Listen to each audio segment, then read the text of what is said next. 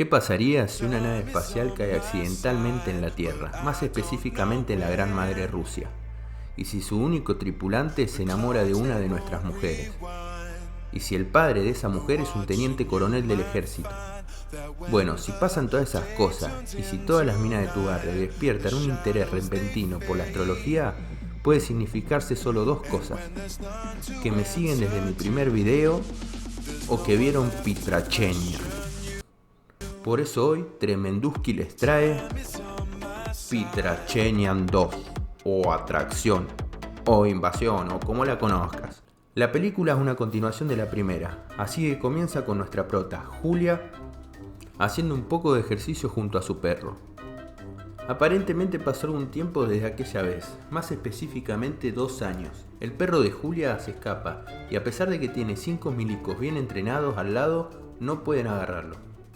Por otro lado, el jefe de departamento contra amenazas extranjeras, Valentin Leverdan, ahora es comandante adjunto, un puesto que realmente no sé si existe, pero queda muy bien decirlo.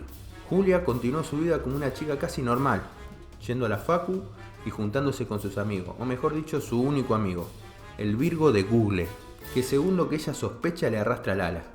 Y dije casi normal porque debido a los acontecimientos de lo que pasó en la primera película, a ella la usan como conejillo de India, haciéndoles experimentos relacionados con el agua y con sus emociones. Acá cae el personaje más odiado de la primera, Artyom.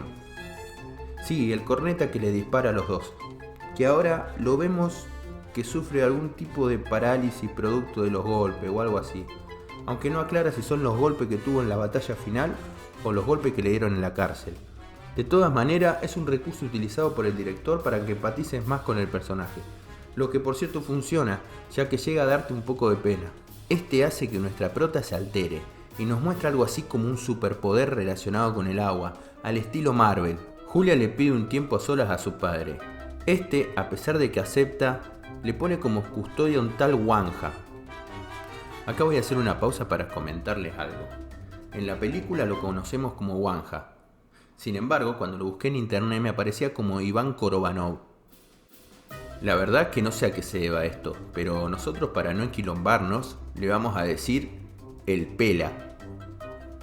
Mientras Julia se da en la pera con todo lo que puede tomar, aparece el personaje más esperado de toda la película, nuestro marciano preferido.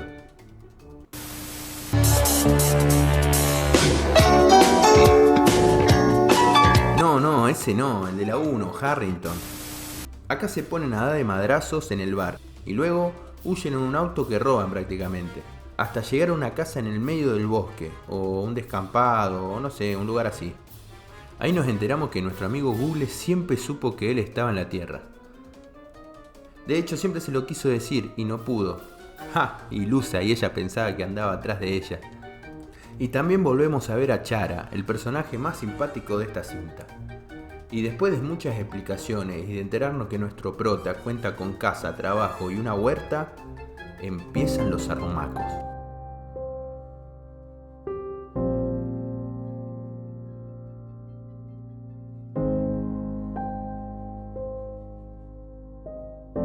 Y ahí están nuestros protas sumergidos en la pasión, sin importarle que nuestro Virgo amigo Google todavía está en la casa.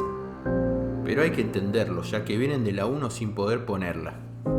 Así que después de darle matraca toda la noche, Julia llama a su padre. Paralelo a esto, una nave más grande se come a la nave de nuestro prota. Esa es otra inteligencia artificial, o sea, una mega nave tripulada por nadie. Empiezo a sospechar que nuestro prota es el único extraterrestre de todo el espacio. En fin, esta misma interfiere en todos los teléfonos y aparatos digitales del mundo. Y tras hackear una llamada que hace el general a las tropas que estaban por entrar a la casa donde se encuentran nuestros muchachos, esta le da la orden que le disparen. Y entran a reventar todo.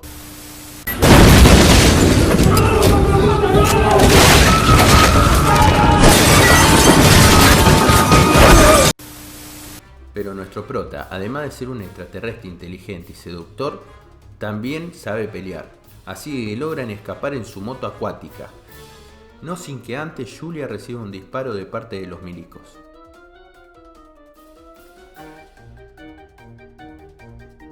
y entonces empieza la persecución. Y cuando están a punto de ser aniquilados, aparece Artyom, que se volvió a afanar el traje del marciano. Altos boludos lo que cuidaban a este tipo. Sorpresivamente salva a nuestros protas, y no solo eso, los ayuda a escapar. Julia está herida, así que en vez de ir al hospital, va en busca de agua mineral para salvarla. Mientras tanto, como la nave es bien malvada, va metiendo un par de noticias falsas sobre Julia. Pero los rusos se dan cuenta, así que vuelven a la máquina de escribir y a los diarios. El general propone usar el protocolo de defensa anti-ovnis, que consiste en un misil viejo como Highlander, que va dirigido directamente hacia la nave. Sí, muy básico. Mientras tanto, la nave hace de la suya, llenándole la cabeza al pela contra Julia. Le hace creer que ella fue la responsable de la muerte de su hijo. Y convenientemente para la trama, es él mismo el que la va a buscar. Así que después de dudarlo mucho, decide llevarla con vida con su padre, ya que le debe muchos favores. Una vez ahí, ya queda en la mano. Se retira dejando en claro que no tiene ninguna deuda. El misil es lanzado con éxito, pero lo único que logra hacer es que la nave se caliente más y ahora quiera matarlos a todos. Así que esta crea un domo de agua donde piensa inundarlos a todos. Toda Rusia es evacuada. La gente busca los techos y terraza para no ser alcanzado por el agua. El general busca resguardar a su hija y a su yerno. Este mismo pone a salvo a Julia, que escapa en un helicóptero y decide volver con su suegro para detener a la máquina. Estos mismos tienen un plan, que trata de ir en moto de agua hasta donde está la máquina y meterse por el agujero donde está la luz, así como en Día de la Independencia. ¡Hola, muchachos! ¡Ya viene!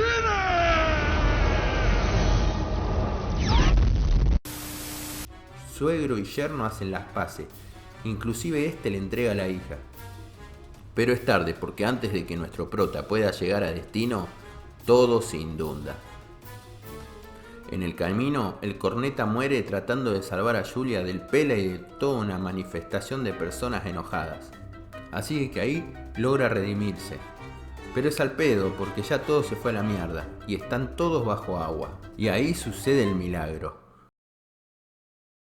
Don't want to be afraid. Hard not to hesitate. Julia lanza como una especie de lazos de energía y agua que empujan a la nave fuera de su escudo acuático y unos aviones la bombardean. De esta manera, la amenaza es destruida y todo vuelve a la normalidad. Y como la mayoría del público está contento, jamás se preguntan cómo es que Harrington aparece ahí atrás.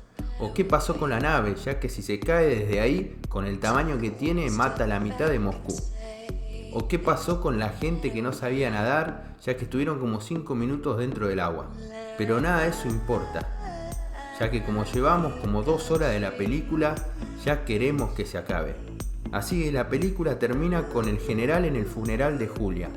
Supuestamente, y digo supuestamente, ya que todo es una farsa, porque en la siguiente escena vemos como el general va de visita a una de las montañas en el culo del mundo. Y como si esto no fuera poco, ellos deciden irse a vivir a la nave que está en el fondo del agua. O quizás se vayan a la mierda del planeta. Pero esto nunca lo sabremos, ya que como es de costumbre esta película, siempre te lo deja picando.